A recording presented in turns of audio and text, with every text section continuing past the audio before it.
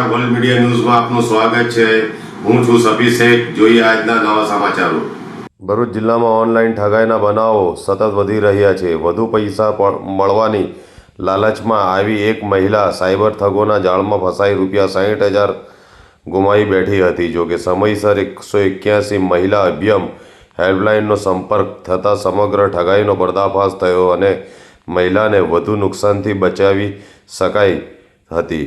મળતી માહિતી મુજબ મહિલાને એક અજાણી મહિલાનો ફોન આવ્યો હતો। તેણે મહિલાના ભાઈને મુંબઈ એરપોર્ટ પર અટકાયતમાં રાખવામાં આવ્યો હોવાનું કહી તાત્કાલિક નાણાંની જરૂર હોવાનું જણાવ્યું હતું। એટલું જ નહીં, મદદના બદલામાં ₹5 લાખ આપવાની લાલચ પણ આપવામાં આવી હતી। ત્યારબાદ પોતાને પોલીસ અધિકારી તરીકે ઓળખાવનાર એક શખ્સે વોટ્સએપ કોલ કરી અલગ અલગ બહાને હેઠળ મહિલાને વિશ્વાસમાં લીધી અને તબક્કાવાર ₹60,000 ટ્રાન્સફર કરાવી લીધા હતા। સમગ્ર મામલો મહિલાના ભાઈએ 181 મહિલા અભિયમ હેલ્પલાઇનનો સંપર્ક કર્યો હતો। અભિયમની ટીમ તાત્કાલિક સ્થળ પર પહોંચી તપાસ હાથ ધરી હતી।